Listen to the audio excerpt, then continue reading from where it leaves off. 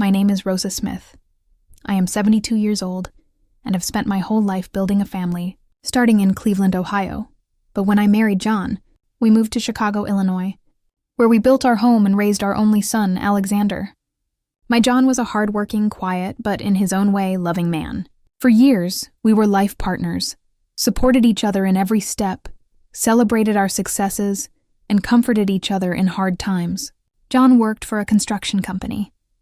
He started as a laborer, and, thanks to his dedication and honesty, rose to foreman over the years. We were never rich, but we never lacked for anything either. We built our house in Lincoln Park bit by bit with a lot of effort and love. It is a 2-story house with a small backyard where I grew my plants. This garden was my special place, where I hung the laundry and sang songs by James Taylor, my favorite singer. Our Alexander grew up as a beloved and perhaps somewhat too spoiled child, as he was our only one. John and I placed all our hopes and dreams in him and supported him so he could study accounting at DePaul University. We paid for his books, his food, and his transportation so he could concentrate fully on his studies. When he graduated, it was one of the happiest days of my life. I remember how John cried with pride, even if he denied it later. Alexander found a job at an important accounting firm, and 2 years later he met Maria at a company party. She was beautiful, elegant, and had studied business administration. When he introduced her to us, I found her polite but somewhat cold and distant. John said I shouldn't be prejudiced. It was surely just nerves from meeting us. The wedding was simple but beautiful, and I was happy to see my son starting his own family. At first, Alexander and Maria lived in a small apartment near their work. We visited them on some Sundays, and they occasionally came to our place for dinner. Everything seemed normal, although I noticed that Maria always had an excuse not to stay long. I have to prepare documents tomorrow. I have a headache. There was always something. Over time, the visits became rarer. 3 years ago, our life changed drastically. John began to feel unwell. I thought it was stress or the exhaustion of old age, but the tests revealed something worse. Pancreatic cancer in an advanced stage. The following months were a hell of hospitals, treatments, and the sight of my John, the strong man I knew, wasting away day by day. Alexander came to the hospital occasionally, always in a hurry, constantly looking at his watch. Maria only appeared twice, once for the diagnosis and once for the funeral. John died on an October night, holding my hand and asking me not to be sad, because he had been so happy by my side. I remained alone in our house, surrounded by memories and an overwhelming silence. The first months were terrible. I cried every day, clinging to his pillow, which still carried his scent. Alexander called every now and then, but never had time to visit me. "Work is so stressful, Mom. We have obligations." There were always excuses. One afternoon, Alexander and Maria suddenly stood at my door. My heart rejoiced because I thought my son had finally decided to accompany me in my grief. He hugged me briefly, and they sat down in the living room. They seemed nervous, exchanging glances as if they had rehearsed something. "Mom," Alexander began, "we've been thinking a lot about you. It's not good for you to be alone in this big house." "I'm fine, my boy," I answered. "I have my plants and my friends from the knitting club visit me." "The thing is," Maria interrupted with her always controlled voice, "we are planning to start a family soon, and our apartment is far too small." Alexander took a deep breath and continued. "We've decided it would be best if we moved in here with you. That way you wouldn't be alone, and we would have more space." I felt a mixture of joy and confusion. On one hand, it would be wonderful to have my son close again, but something in their eyes made me uneasy.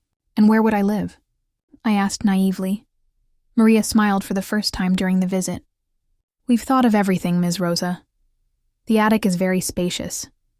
Alexander would hire contractors to finish it, put in a small bathroom. You always say how much you love it up there with your plants." In that moment, I didn't know what to answer. This was the house that John and I had built with so much effort, in which every corner held a memory.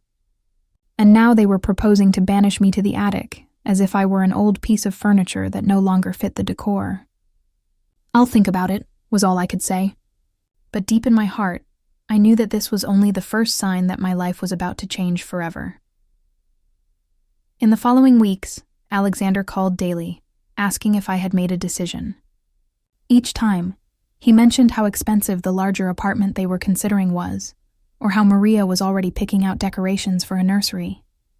The pressure was subtle but constant. One afternoon, while watering my plants in the attic, I looked around and tried to imagine living there. It was a large space, yes, but exposed to the sun and rain. In winter, it was bitterly cold. In summer, unbearably hot. Besides, climbing the stairs wouldn't be easy with my increasingly painful knees. Yet the thought of having my son and future grandchildren nearby filled me with hope. Maybe it would be a temporary solution, I thought naively. After long deliberation, I agreed to the proposal. Alexander acted thrilled and promised the renovations would begin immediately. "You'll see. It will be beautiful, Mom. You'll have your own space, and we'll be close by if you need anything." The work in the attic began the following week. They built drywall partitions to divide the space into a small bedroom, a tiny bathroom, and a kitchenette. They installed small windows and a separate water heater for me. Everything seemed to progress quickly. Meanwhile, I packed up my belongings downstairs. Every object I packed was laden with memories. The dishes John gave me for our 15th wedding anniversary. The picture frames with photos from our youth. The rocking chair where I rocked Alexander to sleep as a baby.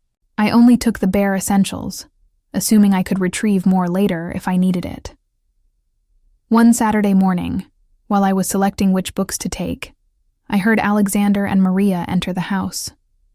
They were accompanied by an architect and were talking animatedly about changes to the floor plan. "We could tear down this wall to create an open concept space," said the architect. "Yes, and we could put in a kitchen island here. I've always wanted one," Maria replied enthusiastically. I went over to greet them, surprised that I hadn't been informed about these plans. "Good morning," I said with a forced smile. All three looked at me as if they had seen a ghost. Alexander cleared his throat. "Mom, this is Richard, our architect. He's helping us with some ideas to adapt the house to our needs." "I see," I replied, a knot forming in my stomach. "And what needs require tearing down walls?" Maria interjected with that condescending tone I was gradually beginning to hate. "Ms. Rosa, we want to make a few changes to modernize the house. It's been a long time since it was updated." "John and I painted the entire house 3 years ago," I retorted dryly. "Yes, but I mean structural changes," she said. "The kitchen is outdated, and the dining room is too formal for our lifestyle." Alexander, noticing my dissatisfaction, tried to smooth things over. "They're just ideas, Mom. Nothing is decided yet." Richard, visibly uncomfortable with the situation, excused himself, saying he would wait outside until we were finished. When we were alone, I confronted my son. "Alexander, your father and I built this house with a lot of effort. Every corner means something to me. You can't possibly expect—" I couldn't finish the sentence. "Expect me to die? Is that what you were doing?" "Don't say that, Mom," Alexander replied, not looking me in the eye. "We just want a few changes so we feel more comfortable. Besides, you won't have to worry about maintaining such a big house anymore. You'll have everything you need in the attic, and we'll take care of the rest." Maria, impatient, looked at her watch. "Alexander, we have a lunch reservation and Richard is waiting." My son nodded and turned to me hastily. "We have to go, Mom. We'll talk later." That afternoon, alone in my bedroom, which would soon no longer be mine, I cried like I hadn't cried since John's death.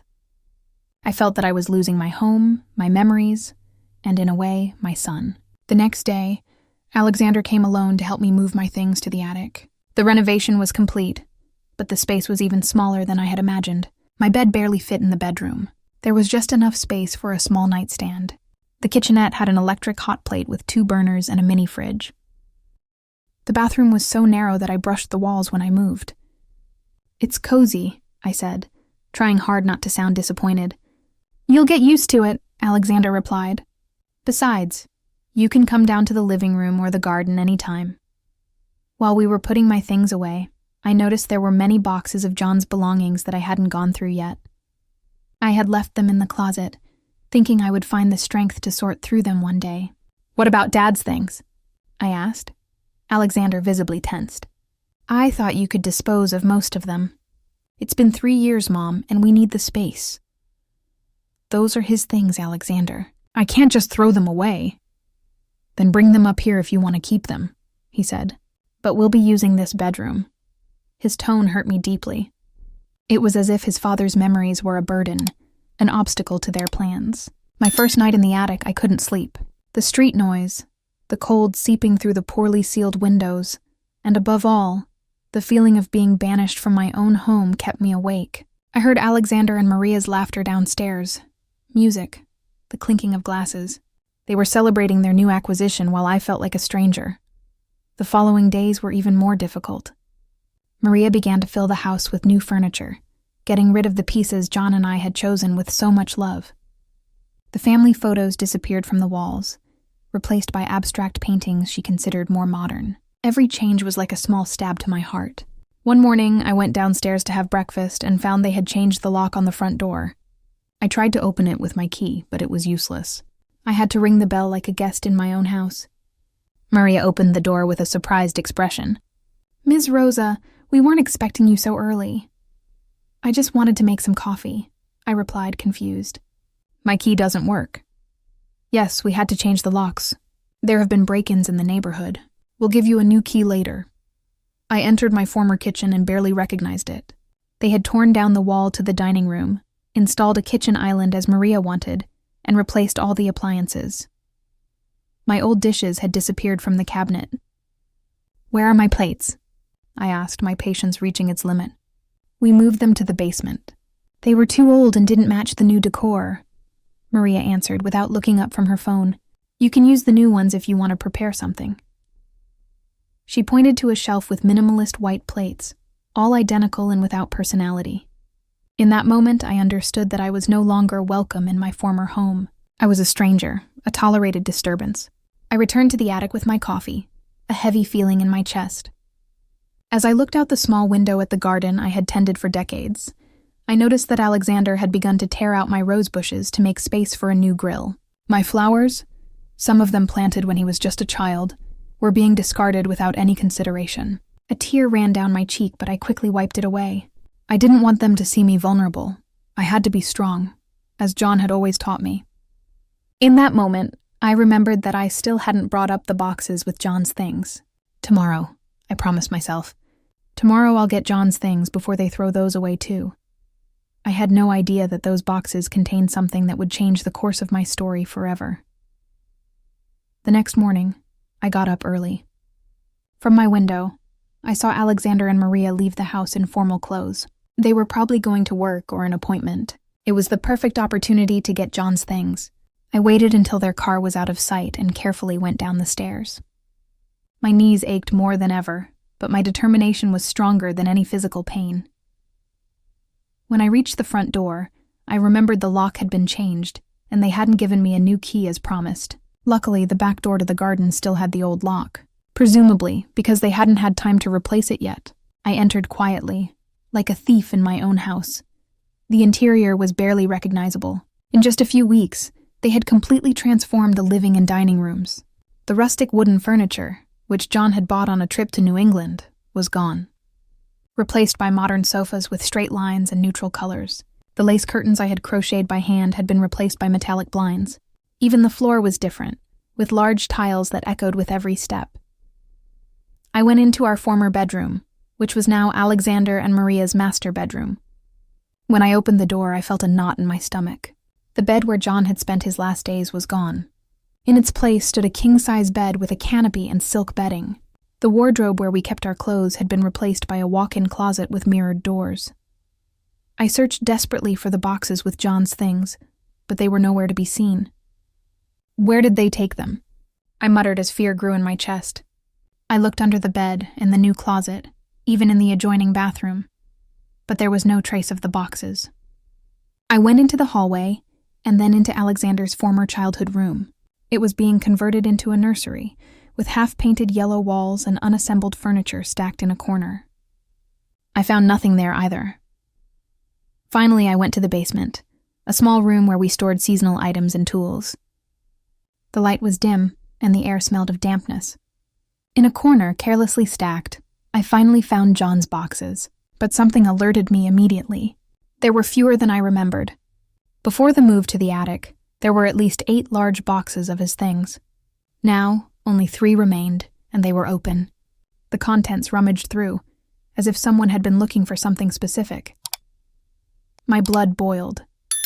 Had they simply thrown away the rest of John's things without asking me? I knelt beside the boxes and began to look through the contents. A few old books, tools, loose documents, and clothes they didn't deem valuable enough to donate or sell. Among the papers, I found our wedding album.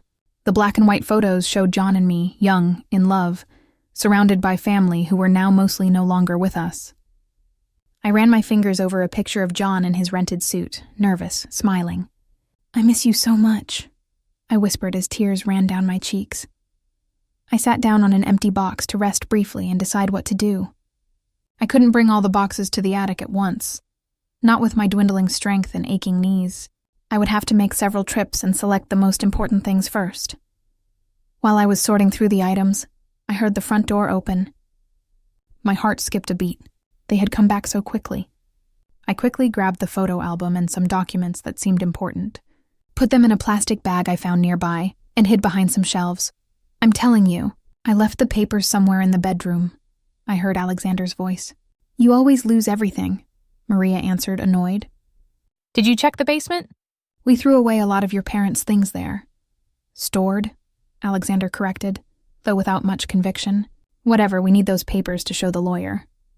"Lawyer? Which lawyer? And what papers were they looking for?" "I'll look down here." "You check the study upstairs," Alexander said.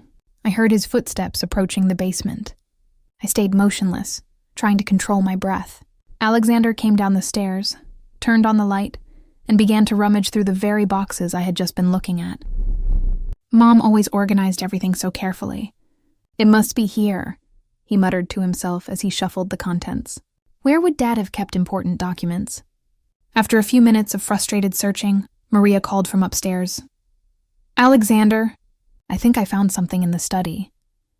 "I'm coming," he answered, leaving the boxes in even greater disarray and closing the basement door behind him.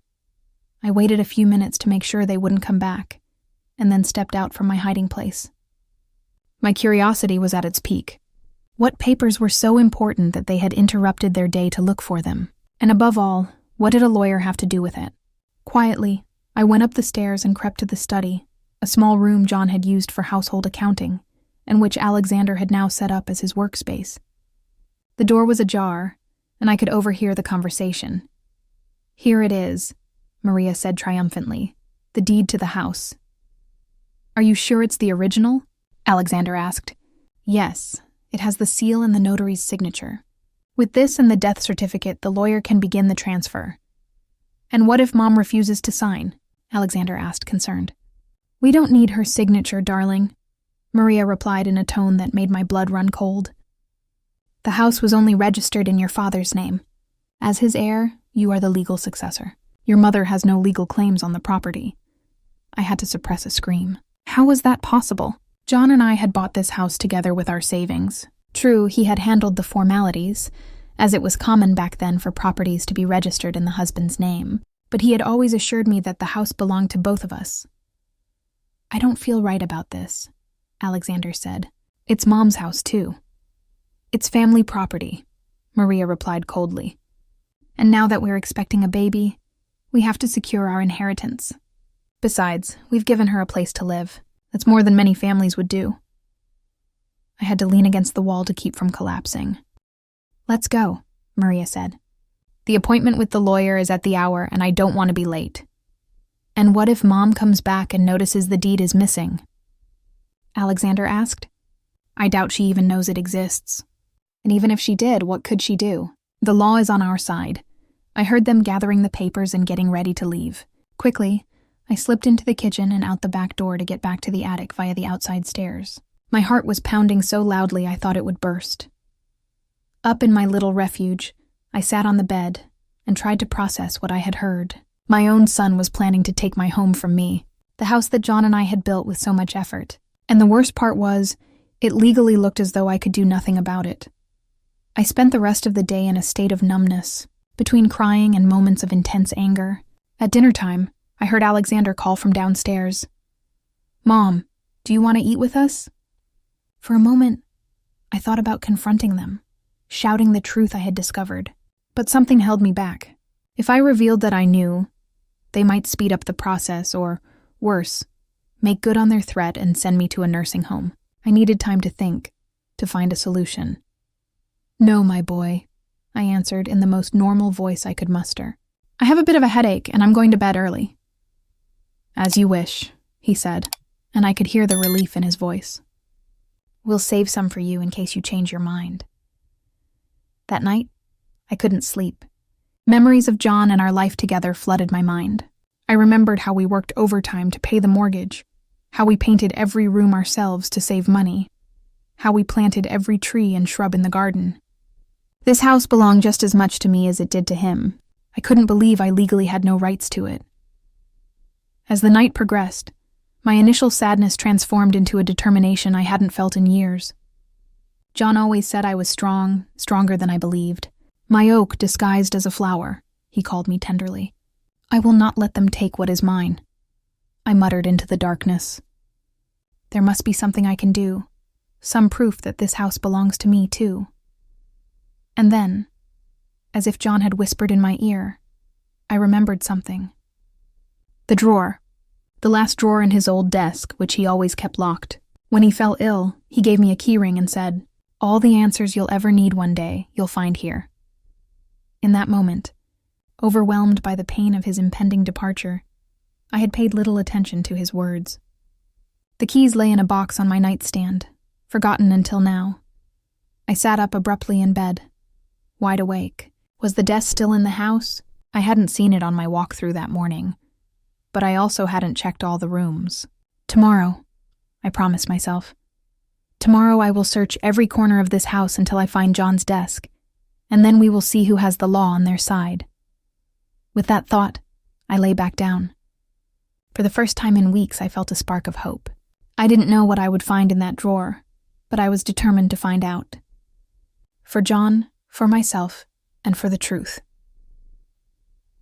The next morning, I got up with a clear goal.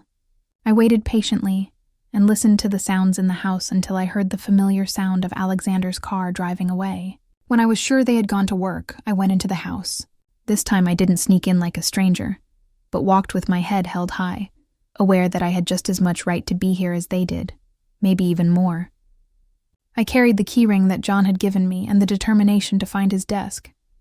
I systematically searched every room. The desk was not in the study, nor in any of the bedrooms, not in the dining room or the renovated living room. My fear grew. Had they also gotten rid of this special piece of furniture? John had bought the desk at an antique shop when Alexander was just a baby. It was made of solid mahogany with intricate carvings and several drawers, a beautiful piece of furniture that had weathered time much better than my son's loyalty. After searching the entire house without success, only the garage remained. We rarely used it for parking, as John preferred to leave the car on the street. Over the years, it had become a storage area for things we didn't use but also didn't want to throw away. When I opened the garage door, my heart leaped. There, under an old dusty blanket and surrounded by boxes, stood John's desk. I approached reverently, pulled off the blanket, and ran my hand over the polished wood that I had so often treated with beeswax. Despite the dust, it was still a magnificent piece. I remembered how often I had seen John sitting at this desk, paying bills, writing letters, or just drinking a coffee while reading the Sunday paper. I examined the drawers. The upper ones were empty, probably already searched by Alexander and Maria for anything valuable. But the last drawer, the smallest one in the center of the desk, was locked. It had a small, ornate brass lock with a leaf pattern. My hands trembled as I tried one key after another. Finally, a small golden key fit perfectly into the lock. With a satisfying click, the drawer opened. Inside lay a yellowed manila envelope, on which Rosa was written in John's unmistakable handwriting. With trembling hands, I took it and opened it. It contained several documents. The first was a letter to me. "My dearest Rosa," it began in his elegant script. "If you are reading this, I am no longer with you. I hope that you never have to open this drawer. That our life together lasts so long that these papers become unnecessary.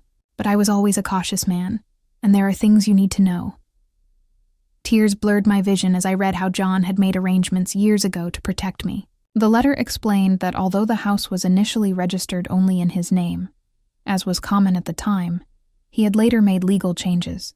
Next to the letter lay a notarized will, naming me as the heir to all his possessions, including the house. There was also a newer deed, listing both of us as owners. But that was not all. Among the documents, I found titles to 2 properties on the outskirts of the city. Shares in a construction company that had flourished in recent years, and a bank account that John had kept secret. In his letter, he explained, "I opened this account on the day of Alexander's birth. Every month, I deposited a small amount, thinking of our future, of a comfortable retirement. I wanted to surprise you when I retired and plan the trip to Europe you always dreamed of. Life didn't give me that chance, but now it belongs to you. Use it wisely, my love." At the end of the letter, in a shakier script, presumably written during his illness, he had added, "I trust that our son will take care of you, just as we took care of him. But if he doesn't, these documents will give you the independence you deserve. You are always stronger than you think. I love you forever, John." Sitting on the dusty garage floor, I cried, clutching my husband's last gifts to me. Even in his absence, he was protecting me, loving me. As the tears ran down my cheeks, I was overcome by a feeling of calm and certainty. I was not helpless, not at the mercy of my son and his wife. I had options. Carefully, I gathered the documents into the envelope and went back to the attic. I needed time to think, to form a plan. That afternoon, Alexander surprised me with a visit. He climbed the stairs wheezing, with an expression that was meant to be cheerful, but couldn't hide his discomfort. "Mom, how are you? We've barely seen you in days."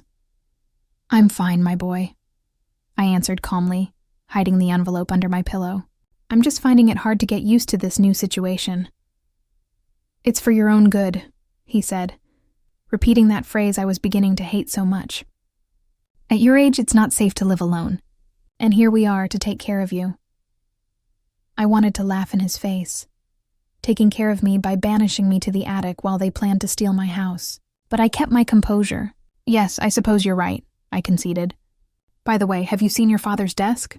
There are a few personal things I'd like to get from it." Alexander visibly tensed. "That old desk? I think it's in the garage, but there's nothing important in it." We went through all the drawers when we sorted his things. All but one, I thought, but only smiled faintly. "Maybe. I'd still like to see it, for the memories, you know." Sure, he replied nervously. "When we have time, we can pull it out so you can look at it." "No hurry," I said while inwardly savoring my small victory. "By the way, how is the renovation going? Maria mentioned something about a loan." His eyes widened. "A loan? No, those are just ideas we're considering. Nothing concrete." "I see," I said, sensing his attempt to change the subject. "It's a big house. It needs a lot of investment." "Mom," Alexander said, abruptly changing the subject, "I wanted to talk to you about something important. This weekend, we're hosting a small celebration, a dinner with friends and colleagues to show them the house." "Sounds nice," I replied. "It's been a long time since we had guests." Alexander cleared his throat, visibly uncomfortable. "The thing is, well, Maria thought it would be better if, on that night—" "If I what, Alexander?" I asked, although I already guessed what was coming. "If you could stay up here?" "During the dinner," he blurted out. "Maria wants to impress her bosses and thinks it would be complicated to explain that my mother lives in the house." It felt like I had been slapped. It was one thing to banish me to the attic in daily life, but quite another to hide me, as if my presence were something to be concealed from their friends. "Complicated," I repeated, my voice trembling with indignation. "It's complicated to explain that your mother, the woman who gave you life, who sacrificed her career to raise you, who built this house with your father where you now live comfortably, exists. Is that what's complicated, Alexander?" "It's not like that, Mom," he stammered, turning red. "It's just that Maria, well, she wants to make a certain impression. And I don't fit into that impression," I completed his sentence. "I'm not elegant enough, not educated enough for your new friends. Is that it?" "Please understand," he pleaded. "It's an important night for her. Her boss might offer her a promotion. I looked at him, this man I had raised with so much love, who was now capable of asking me to hide like an embarrassing secret.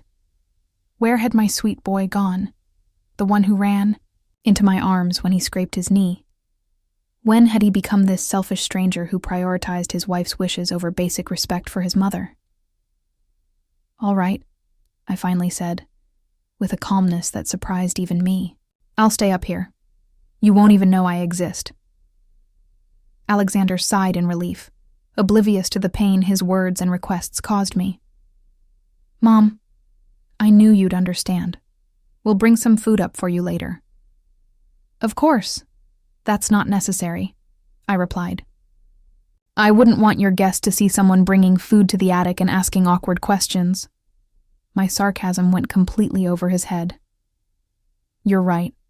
I'll leave something up here for you beforehand."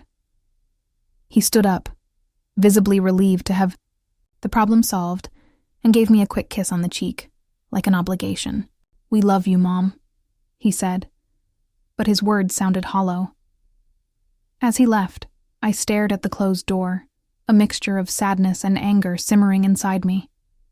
The pain of his rejection was so intense I could almost feel it physically, like a fist squeezing my heart. But beneath that pain, something else was growing. A resolve, a strength I thought I had long lost. John was right.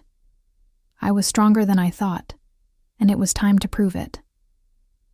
I pulled the envelope out from under my pillow and read the documents again. With every page, my resolve hardened. I would not be a victim anymore. I would not let them erase me from my own life, my own home.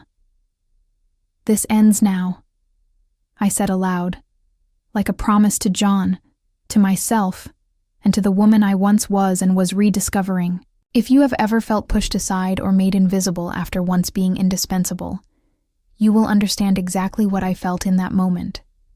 Life gives us hard tests, but sometimes they are necessary to remind us of our true worth. If you want to know how I mastered this situation, keep reading my story. I assure you, what comes next will surprise you, just as much as it surprised me. That night, I couldn't sleep. My mind went over the documents I had found in John's secret drawer again and again, planning strategies and anticipating reactions. For the first time in a long time, I felt I had control over my destiny. When the sun began to shine through my small window, I had made a decision. I would not act impulsively. John always said the best victories are won with patience and strategy. The first thing I needed was legal counsel. Among the documents, I had found the business card of John's attorney, a certain Mr. Carl Weber. Was he still practicing after all these years? There was only one way to find out. I waited until Alexander and Maria had gone to work and went into the house. This time I didn't sneak in like a stranger, but walked with my head held high, aware that I had just as much right to be here as they did, maybe even more. I looked for the landline phone, which, to my surprise, was still in the same place as always. Calling from my cell phone would have left a trail that Alexander could see if he checked my phone bills. It wouldn't surprise me if he did, given his recently controlling behavior. With trembling fingers, I dialed the number on the card. After several rings, a female voice answered. "Weber and Associates Law Firm. Good morning." I felt immense relief. The firm still existed. "Good morning," I replied, forcing my voice to sound firm. "I would like to speak with Mr. Carl Weber, please." There was a pause on the other end of the line. "May I ask who is calling?" "I am Rosa Smith, the widow of John Miller." A longer pause this time. "One moment, please." I waited, my heart pounding in my chest. After what felt like an eternity, a deep, deliberate male voice answered. "Mrs. Miller, this is Carl Weber. What a surprise to hear from you after so long." "Mr. Weber," I sighed, relieved. "I wasn't sure if you were still at the same firm." "I've been here for 30 years, Mrs. Miller. I am very sorry that I didn't get in touch after Mr. John's passing. I tried to contact you several times but never received a response. I frowned, confused. You tried to contact me? I never received any message from you. I sent several letters to your address and even called the number I had. A young man always answered, saying he was your son. He assured me he would pass on my messages to you. An icy feeling washed over me. Alexander had intentionally intercepted the communication with the attorney. How long had he been planning to appropriate the house? Mr. Weber, I said, trying to remain calm. I have just found some documents that my husband left behind. I believe I need your advice urgently. Of course. Would you like to come to my office? I could see you this afternoon. Yes, thank you, I replied, feeling a spark of hope. Could you give me the address? After carefully writing down the firm's address and putting it in my pocket, I hung up, filled with a new sense of purpose. The next step was to leave the house without arousing suspicion. I didn't want Alexander or Maria to find out about my visit to the attorney, not yet.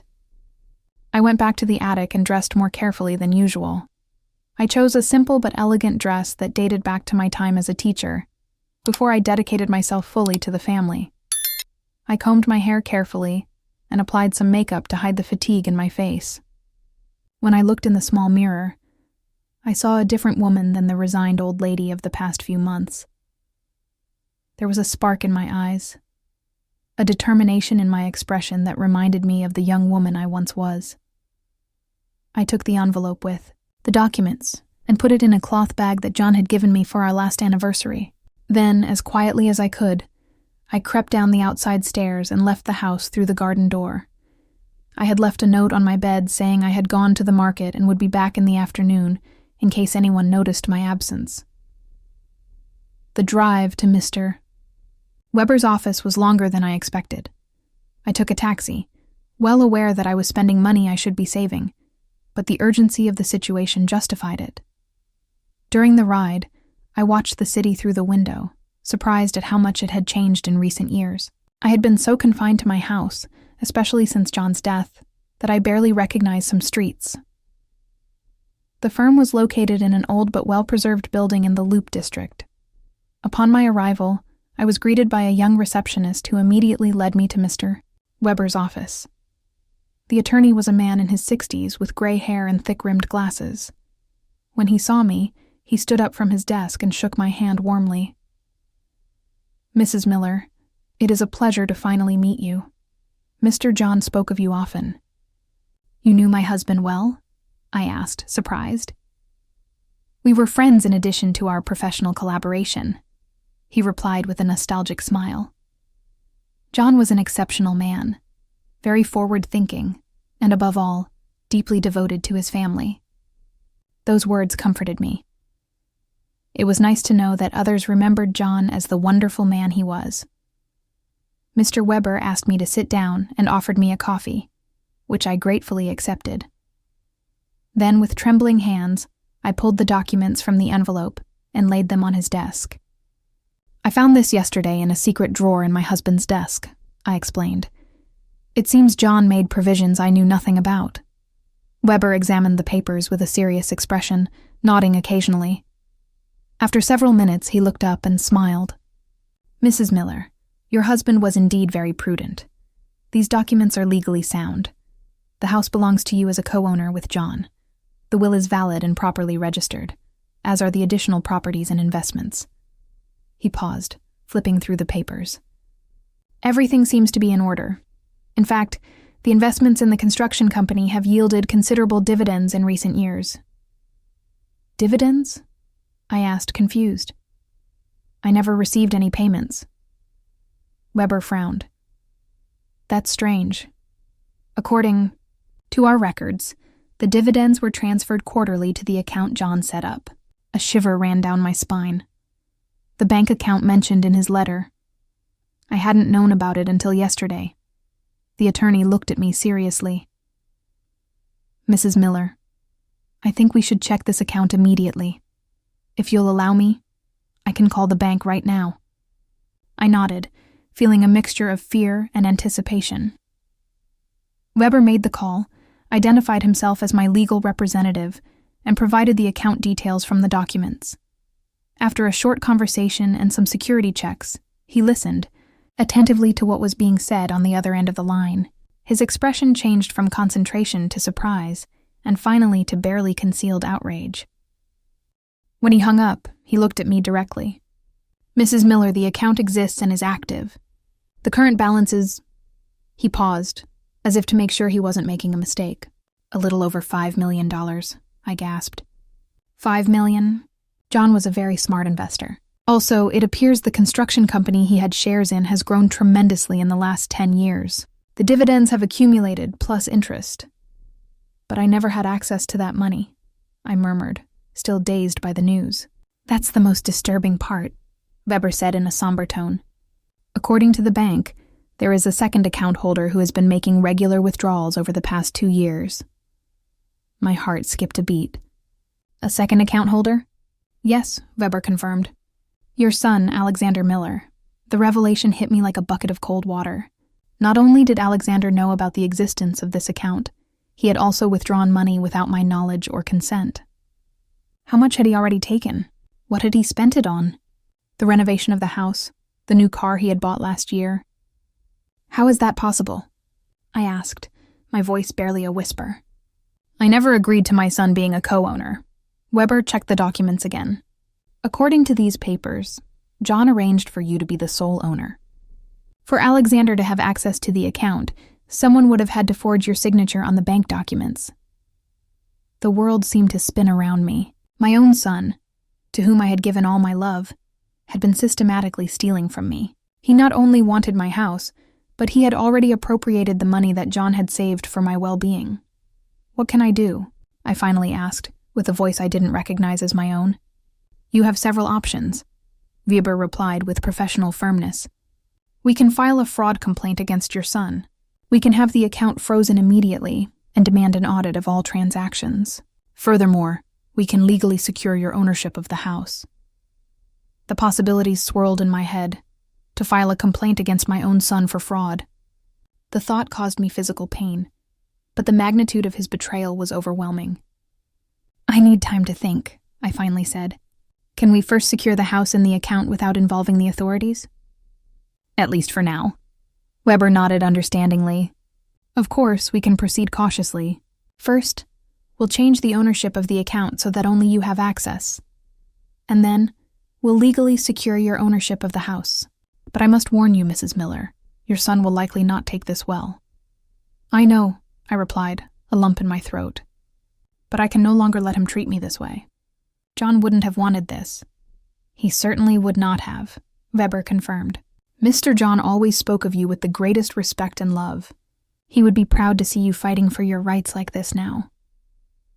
Those words gave me the strength I needed. We spent the rest of the afternoon working on the necessary documents to secure my assets. Weber explained every step, ensuring I fully understood my rights and options.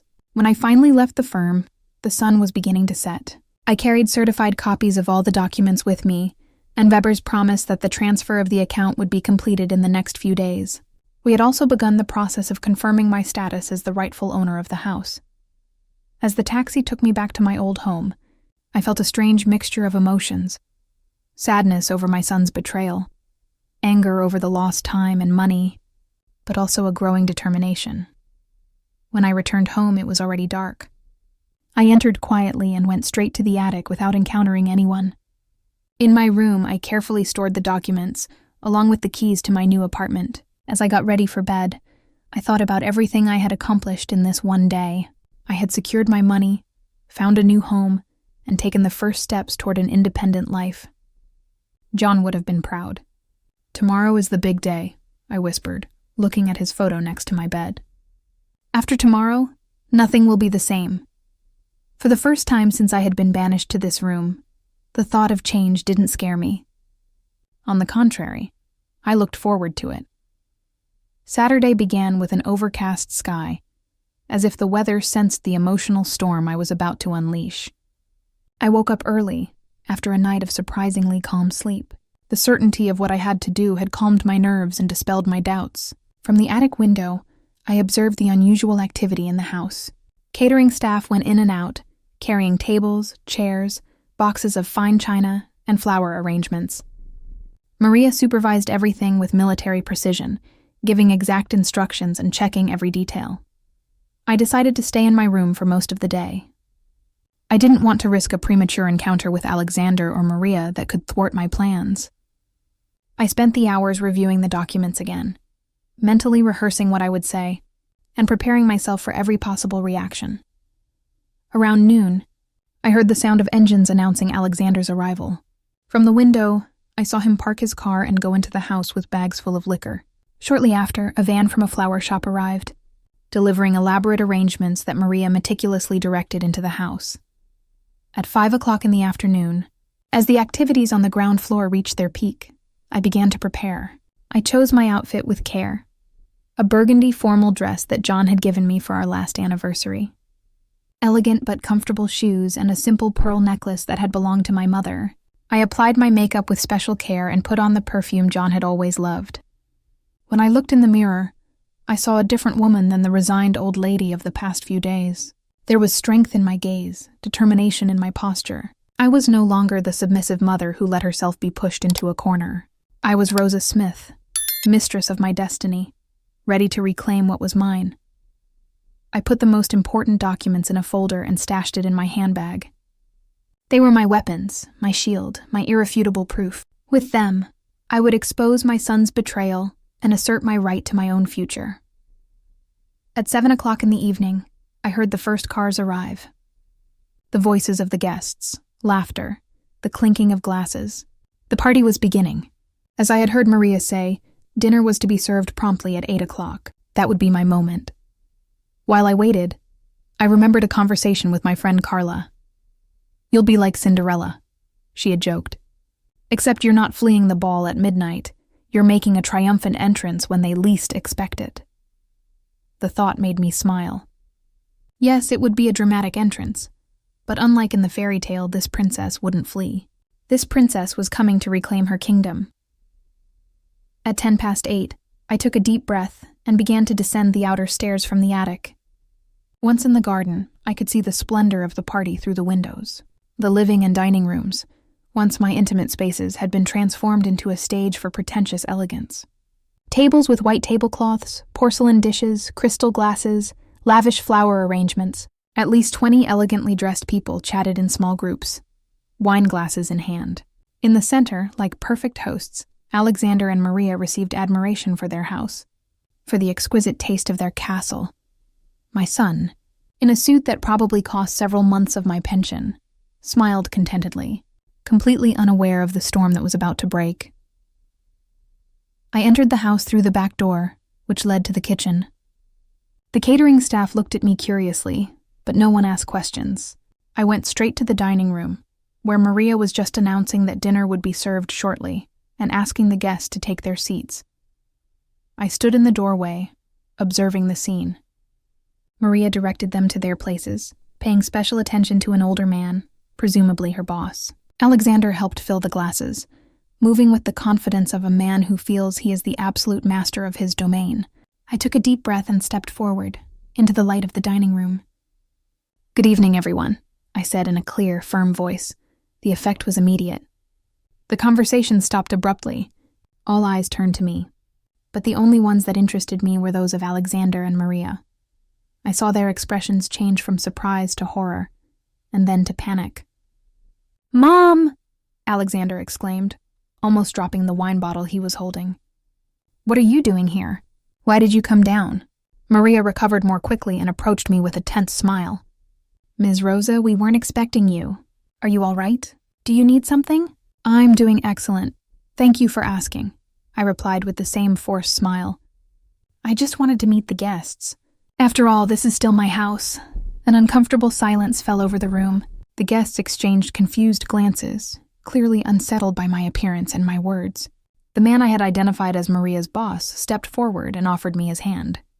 "It's a pleasure to meet you, Mrs. Miller. I'm Richard Valenzuela, vice president of the company where Maria works. I didn't know you lived here." "I've lived here for 40 years, I replied, shaking his hand. "John, my late husband, and I built this house when we were young. Every corner tells a story of us, Maria quickly interjected, her voice strained. Ms. Rosa is Alexander's mother. She lives in a separate area of the house and doesn't usually join our social events. A separate area, I repeated with a sarcastic smile. That's an elegant way of describing the attic.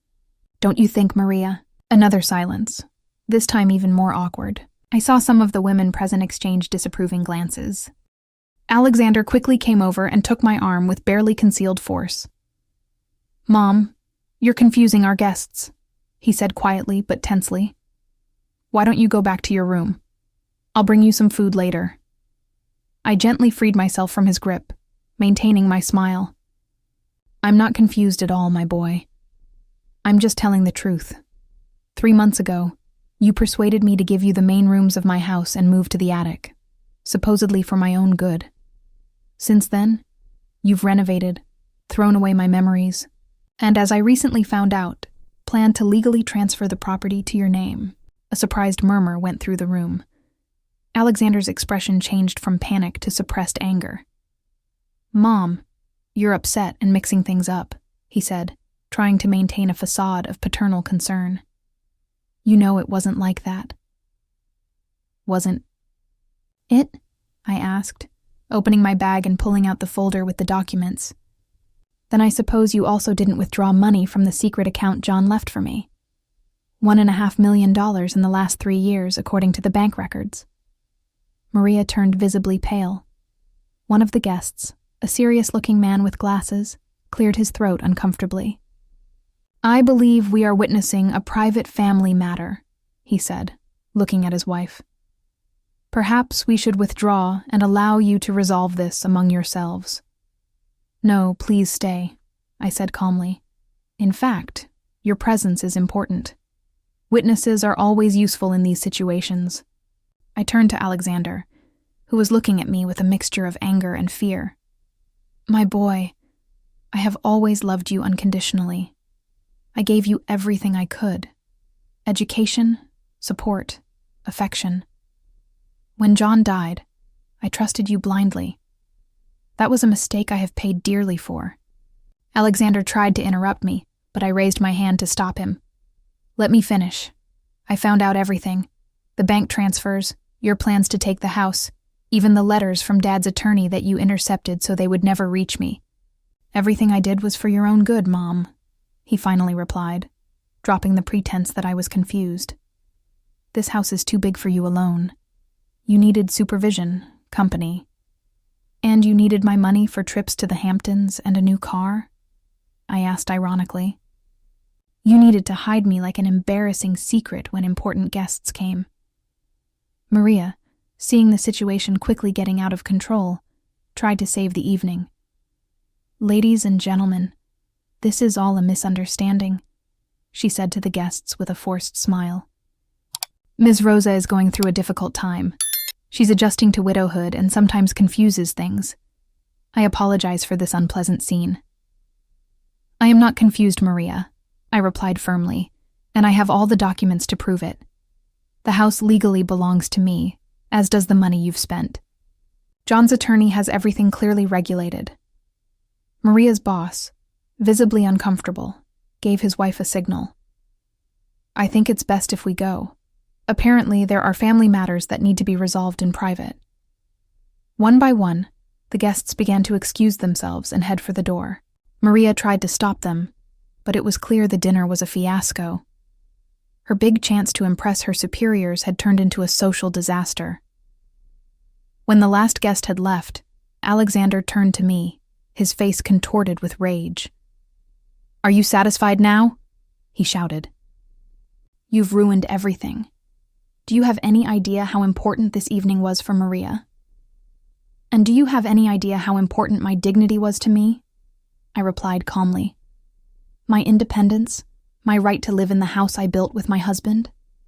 Maria, pale with anger, chimed in. You've been a burden from the beginning, Ms. Rosa, with your old-fashioned ideas, your old furniture, your constant reminders of John. Alexander and I deserve our own life, without your shadow constantly hanging over us. Her words, though cruel, didn't surprise me. Somehow, I had always known what Maria thought of me. "The house is mine," I said simply, holding up the ownership documents. "Legally, indisputably mine. And I want you to leave." Alexander looked at me as if I had gone crazy. "What are you saying, Mom? This is our house. We invested in the renovation, made it ours." "With my money," I replied. "Every cent you spent on these renovations came from the account John left for me. Money you took without my knowledge or consent." "Dad would have wanted the house to be modernized," Alexander argued, changing tactics. "He always talked about updating the kitchen, making changes. What your father never would have wanted is to see his son treating his mother like a useless burden," I replied, my voice trembling with emotion. "John adored you, Alexander. He was so proud of the man you had become. What would he say if he could see you now?" I saw a flash of shame cross my son's face, quickly replaced by defiance. "You can't kick us out," he finally said. "You have nowhere to go. You need us." "That's where you're wrong," I replied, pulling out the keys to my new apartment. "I already have my own place, small, but mine. But I won't be the one leaving this house. You will." Maria laughed in disbelief. "You're kidding, right? We've been living here for months. We have rights." "The rights you had were the ones I granted you," I replied, "and you no longer have them. I have spoken with my attorney, Mr. Weber. I am legally giving you 1 month to find a new place and move out." "Or what?" Maria challenged. "Or I will file formal charges against Alexander for fraud and embezzlement," I said, looking my son directly in the eye. "I have all the records of the withdrawals you made, all the evidence of how you intercepted the letters from Dad's attorney. How do you think that would affect your career as an accountant, my boy?" Alexander turned pale. In his profession, an accusation of financial fraud would mean the end of his career. "You wouldn't do that," he murmured. "More a plea than a statement." "I don't want to," I admitted. "You are my son, and despite everything, I love you. But I will not let you continue to abuse me or your father's memory. The choice is yours. Move out peacefully, or face the legal consequences of your actions." A tense silence filled the room. Maria looked at Alexander, expecting him to find a way out, a counterattack. But my son seemed to have lost all his arrogance. "I'm sorry, Mom," he finally said, his voice broken. "I don't know what to say." "Don't say anything now," I replied, feeling a strange inner calm. "Take these days to think about your actions, about the son you were and the man you've become, about the values your father and I tried to teach you." I turned towards the stairs, ready to return to my room in the attic. It would be one of my last nights there, but I no longer felt like a prisoner, no longer powerless. "I'll be upstairs," I said, pausing on the first landing. "Tomorrow we can talk calmly about the practical arrangements for your move. Good night." As I climbed the stairs, I heard Maria arguing quietly but angrily with Alexander. I didn't care. I had said what I needed to say. I had done what I needed to do. The rest was up to them. In my small room, I sat on the bed, filled with a strange mixture of feelings, sadness for the lost relationship with my son, but also deep relief and a sense of triumph. For the first time in years, I was in full control of my life. "I did it, John," I whispered, looking at his photo. "I got our house back, our legacy, and found myself again in the process." Outside, it began to rain softly, as if the rain were washing away the remnants of the failed party. Tomorrow would be a new day, the first of my new existence as a free woman, mistress of her destiny. And for the first time since John died, I felt that I truly had a future worth living for. The next morning, an unusual silence reigned in the house. Normally, Sundays were filled with sounds as Alexander and Maria got up late, prepared an elaborate breakfast, and played music while reading the newspaper. But on this day, only silence could be heard. I got ready in peace, enjoying the feeling of inner calm that flowed through me. The fear that had accompanied me for months was gone. The cards were on the table. I had revealed the truth and reclaimed what was mine. What happened next depended on how Alexander would deal with the consequences of his actions. Around 10 o'clock in the morning, I went downstairs. The house still bore the traces of the failed party: half-full glasses, crumpled napkins, wilting flowers in vases. The catering staff, who should have returned to pick up their equipment, were not here yet. Everything seemed frozen in time, like a snapshot of an interrupted moment. In the kitchen, I found Alexander sitting alone in front of a cold cup of coffee. He looked up as I entered. His eyes were red and swollen, as if he had spent the night without sleep, perhaps crying. For a moment, I remembered the vulnerable child who ran into my arms during nightmares, but this child had grown into a man who had abused my trust in the worst way. "Good morning," I said, walking to the coffee machine to pour myself a cup. "Mom," he replied in a hoarse voice. "We need to talk." I sat down across from him, holding the cup like a shield. "I'm listening." Alexander took a deep breath, as if gathering strength. I have no excuse. It started small. You know, we needed money for some expenses after Dad's funeral. I found the account documents and thought it would only be temporary, that I would tell you eventually. But you never did, I added. Instead, you took more and more.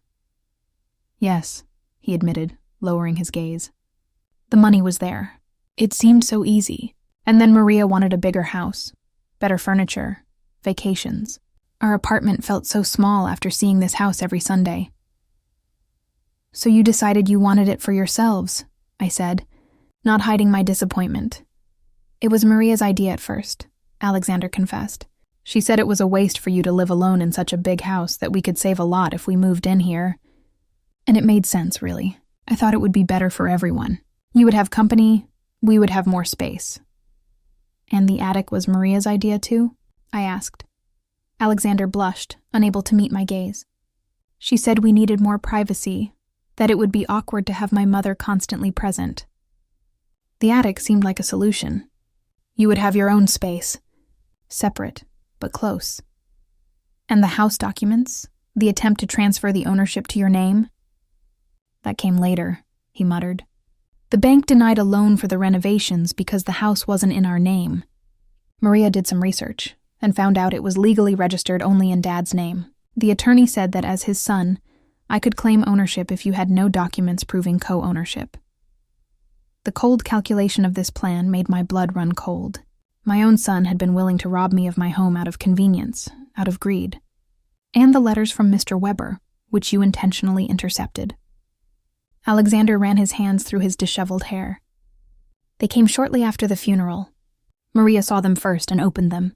When we realized it was about Dad's attorney wanting to contact you about the inheritance, we got scared. If you had found out about the secret account, and that we were already using the money.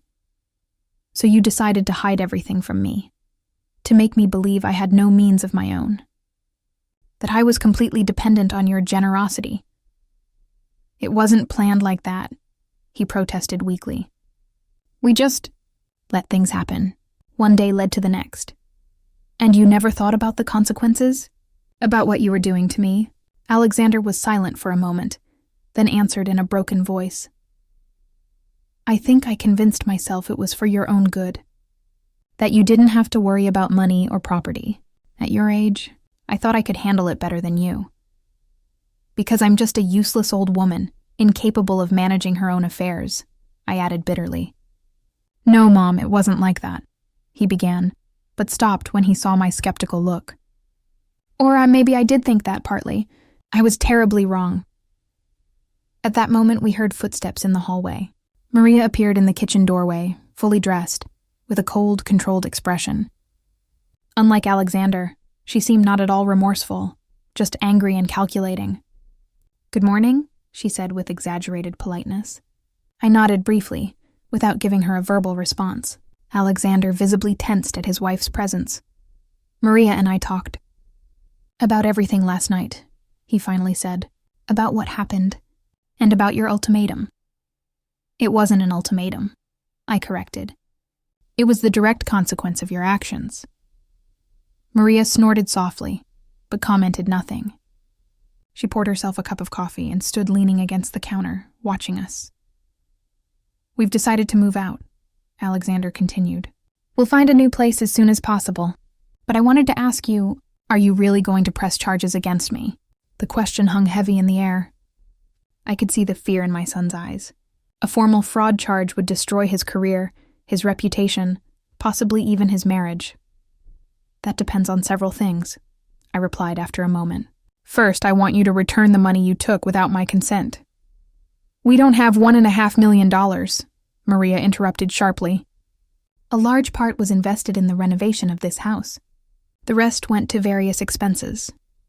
"Then you must create a payment plan," I replied decisively. "Mr. Weber can help us set the legal terms." Alexander nodded, defeated. "That's fair. We will pay back every cent, I promise." "Second," I continued, "I want a sincere apology. Not just for the money, but for how you treated me, for banishing me to the attic, for excluding me from my own home, and for making me feel like a useless burden." Alexander lowered his gaze, visibly ashamed. "I'm sorry, Mom, truly. I have no excuse for how we treated you. I should have respected you more. I should have valued you as you deserve." Maria, however, maintained her unmoved expression. It was clear that any apology from her would be forced and insincere. I decided not to press for it. Our relationship was irreparably damaged, and we both knew it. "And third," I added, "I want you to think about the people you have become. Greed, deception, disrespect. Those are not the values we raised you with, Alexander. Your father would be deeply disappointed." These last words seemed to hit him harder than any legal threat. I saw his eyes fill with tears and his face contort with real pain. "I know," he whispered. "I don't know when I lost myself." Maria, visibly uncomfortable with the emotional turn of the conversation, interrupted.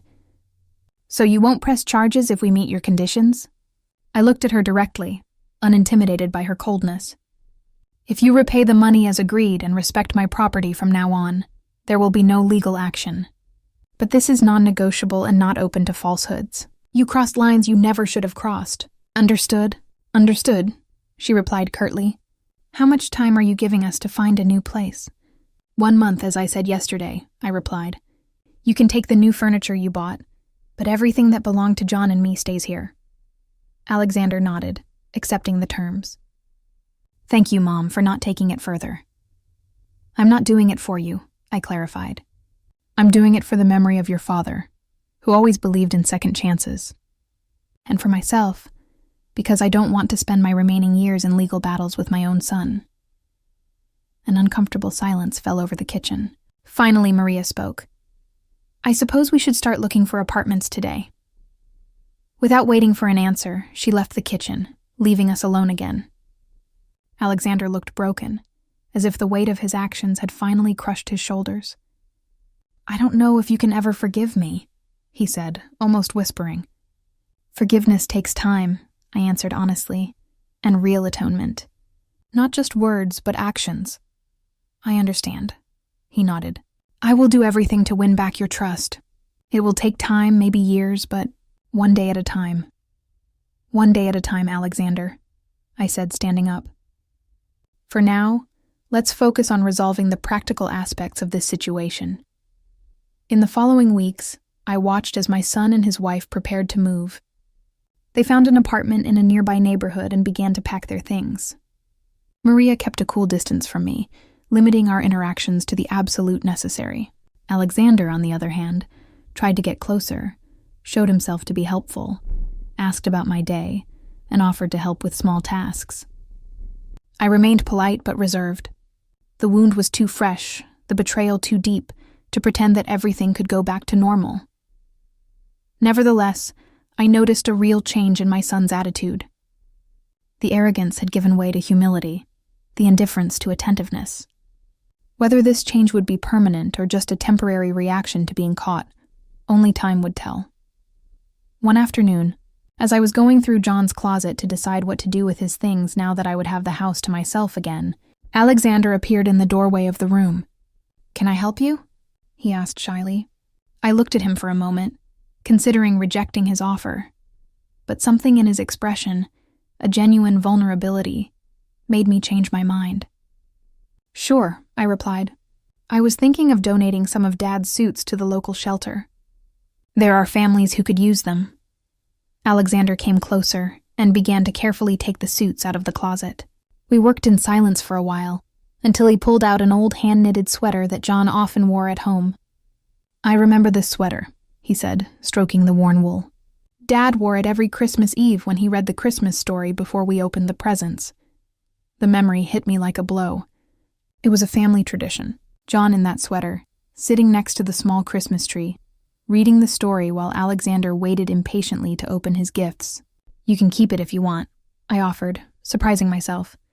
Alexander looked at me with moist eyes. "Really? I think your father would like you to have it." With trembling hands, Alexander took the sweater and pressed it to his chest. "Thank you, Mom. That means a lot to me."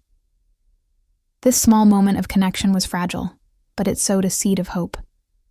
Maybe, with time and real effort, we could rebuild some of what had broken between us. Moving day finally arrived. A moving truck was waiting in front of the house. While the movers carried out boxes and furniture, Maria supervised everything with military efficiency, checking her list and directing where each piece should be placed. Alexander came to me in the kitchen, where I was making tea to keep myself busy during the process. "We're almost done," he said. "There are just a few personal boxes left." I nodded, unsure what to say. Despite everything that had happened, there was a strange sadness in watching him leave. He was, after all, my only son. "Mom," he continued, "we've made an agreement with the bank to repay the money. Mr. Weber has all the details. We will keep our word." "I'm glad to hear that," I replied, pouring the tea. "And I wanted to tell you that Maria and I have talked about everything that happened, about how we treated you. And," I asked sincerely, curious. She's still angry, of course. She feels we've lost a lot, but I've been thinking about what you said, about the values you and Dad raised me with, about the man I've become." He paused, visibly struggling with his emotions. "I don't like what I see when I look back on the last few years. This isn't who I want to be." For the first time in a long time, I saw absolute sincerity in his eyes. It wasn't an act, not an attempt to manipulate me. It was my son finally facing his own demons. "Recognition is the first step to change," I said gently. "Your father always said that." "I remember," he smiled sadly. "Mom, I know I can't undo what I've done, but I want to try to make it right, step by step, if you give me the chance." I took a sip of tea, thinking about his words. "Time will tell, Alexander. Words are easy. It's actions that define who we really are." "I understand," he nodded. "And I will prove to you with actions that I can change, that I can be the son you deserve." At that moment, Maria appeared in the doorway. "Alexander, the truck is ready. I need you to check that we haven't forgotten anything important." "I'll be right there," he replied. Maria glanced at me with an expression I couldn't quite decipher. It wasn't open hostility, but something more complex, maybe a mixture of resentment and reluctant respect. "Ms. Rosa," she finally said, "I wish you all the best." It was the closest thing to a polite farewell I could expect from her. "Likewise, Maria," I replied with the same formality.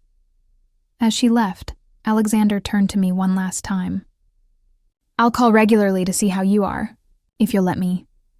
"I'd like that," I admitted. Impulsively, he stepped closer and hugged me. After a moment of surprise, I returned the hug. It wasn't complete forgiveness, not yet, but it was a first step toward something new. "I love you, Mom," he murmured into my hair. "Despite everything, I never stopped loving you." "I love you too, my boy," I replied, allowing myself this small vulnerability. "I always will." He pulled away, discreetly wiping away a tear, and left the kitchen. Minutes later, I heard the engine of the moving truck start and drive away.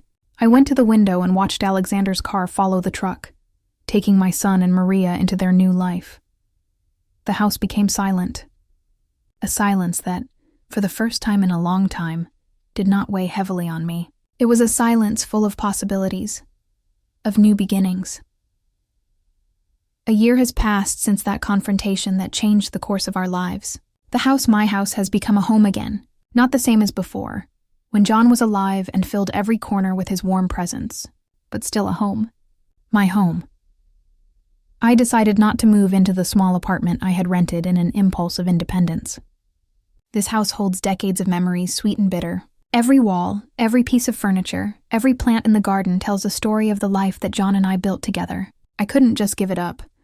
However, I did make some changes. With part of the money from the account John left me, I hired an architect to remodel the attic. Not as a place of exile, but as a light-filled studio where I spend the afternoons painting. Yes, I've taken up painting again, a passion I had given up decades ago when family responsibilities took up all my time. At 73, I still have a steady hand and eyes that can capture the beauty of the world.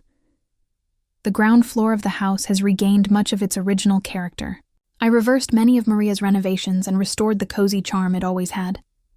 The wooden furniture that John and I had chosen with so much love is back in its place. Family photos once again adorn the walls, but I've also added new elements, things that belong only to me, that reflect this new phase of my life. As for Alexander and Maria, our relationship has evolved in a way I never could have imagined. As promised, they are conscientiously repaying the money they took. Every month, they make a deposit into my account on time. According to my calculations, it will take another 8 years until the debt is fully paid. But at least they are keeping their word. Alexander has changed. Not overnight, of course. Real change is never instantaneous. It was a gradual process, with setbacks and occasional stumbles. At first, his visits were tense, full of awkward pauses and forced conversations. But over time, we found a new rhythm, a new way of relating based on mutual respect. One afternoon, about 3 months after their move, Alexander came to visit alone. He brought a cake from my favorite bakery and asked if we could talk. He told me something that surprised me. He had started seeing a therapist to work on his personal issues, on his greed, and the roots of his behavior toward me. "I want to understand why I did what I did," he said. "Not just so you can forgive me, Mom, but so I can forgive myself, and make sure I never hurt anyone like that again." That was the first time since the confrontation that I felt real relief. A real hope that my son could find his way back to the values he was raised with. Maria, on the other hand, continues to keep her distance. She accompanies Alexander on special occasions, like my birthday or Christmas, but our relationship remains polite at best. I don't expect more than that, and I don't need it.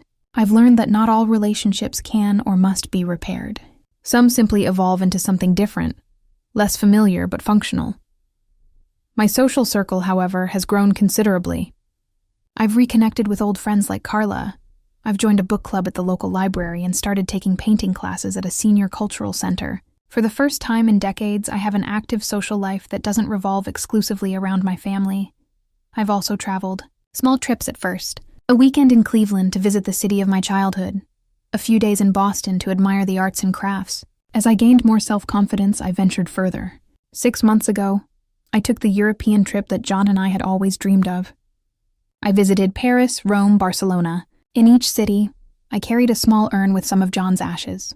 In each special place, at every beautiful view, I scattered a pinch, thus fulfilling the silent promise I had made to him when he was sick, that we would see the world together, one way or another. Mr. Weber has been a constant presence in my life, not just as my attorney, but also as a valued friend. He has helped me manage my finances, make decisions about investments, and secure my future. Thanks to his advice, I have not only preserved the wealth John left me, but also grown it. A month ago, I made an important decision. I prepared my own will. Unlike John, I won't hide anything, won't leave anything to interpretation. Everything is clear and orderly. The majority of my estate will go to Alexander. Yes, because despite everything, he is my son and I love him. But I have also allocated a significant portion to various charitable organizations, especially a center for elderly women abandoned by their families. I understand all too well how vulnerable one can feel at that age, without one's own means or support. This morning, while watering the plants in the garden that was once ours and is now all mine, I received a call from Alexander. Maria is pregnant. I'm going to be a grandmother. The news filled me with conflicting emotions. Joy, of course. A grandchild is always a blessing, but also concern. What kind of parents will Alexander and Maria be? Has my son changed enough to raise a child with the right values, without repeating the harmful patterns? When I gently voiced these concerns to Alexander, his response surprised me. I think about it every day, Mom, he confessed. That's why I'm working so hard on myself. I don't want to be for my child what I was to you in recent years. I want to be the father that Dad was to me. Honest, hardworking, loving. His words gave me hope. Perhaps this new life, this innocent baby, would be the motivation Alexander needed to complete his transformation. This afternoon, after the news, I went to my studio in the attic and began to paint. Not a landscape or a still life as I usually do, but a family portrait from memory. John, Alexander, and me, when my son was still small, and we spent Sundays in the park. We were so happy then, so unaware of the challenges the future would hold. As I painted, I thought about the strange journey of my life, especially about the last few years. How the pain of betrayal became the catalyst for my personal rebirth. How I had to lose almost everything, my husband, the relationship with my son, my dignity, to rediscover my inner strength, my worth. John was right when he called me his oak, disguised as a flower. I was always stronger than I thought, more resilient. I just needed circumstances that put this strength to the test to fully recognize it. At 73, I feel more alive, more fulfilled than ever. I have learned that it is never too late to start over, to reinvent oneself. I have learned that second chances are not only given to others, but also to oneself. I have learned that forgiveness is a gift that we give not only to those who hurt us, but above all, to ourselves. And above all, I have learned that life, even in its final chapters, can be full of wonderful surprises, new beginnings, and unexpected joys. My son banished me to the attic, never suspecting what I would find in my husband's last drawer. Not just legal documents and money, but the memory of my own worth, of my right to be respected, to live with dignity. And as I reclaimed what was mine, I found something even more valuable. I found myself. As I finish this family portrait and watch the paint dry, I think about the future. About the grandchild on the way, about the stories I will tell him about his grandfather John, about the lessons I will try to impart to him. I think about the trips I still want to take, the pictures I want to paint, the books I want to read. Life goes on, with its ups and downs, its moments of light and shadow. And I go with it, not as a passive spectator, but as the active protagonist of my own story, a story that, as I have discovered, is far from over. The sun is setting, bathing my studio in golden and orange hues. From here, from this attic that was once my prison and is now my sanctuary, I can see a large part of the city, lights turning on in distant windows, lives that go on, stories that unfold parallel to mine. In perfect peace, I raise my teacup in a silent toast. To John, who continues to protect me from wherever he is. To Alexander, who is finding his way back to himself. To the baby on the way. And to me, Rosa Smith, who at 73 discovered that her most exciting story has only just begun. Thank you for accompanying me on this journey, which was as painful as it was liberating. If my story has touched you in any way, I invite you to share your thoughts in the comments. Perhaps you have experienced similar situations, felt the pain of family betrayal, or had to reinvent yourself at an age when many believe it is too late. Always remember that it is never too late to reclaim your dignity, your place, your right to respect. It is never too late to start over, to discover new passions, to make your voice heard. If you liked my story, don't forget to like it and subscribe for more stories like this. And if you know someone who could find comfort or inspiration in my words, share this video with them. Sometimes, knowing that we are not alone in our struggles is the first step toward healing. Until the next story. With warm regards. If you like my story, you can encourage me to write more stories by sending me a donation. I thank you infinitely,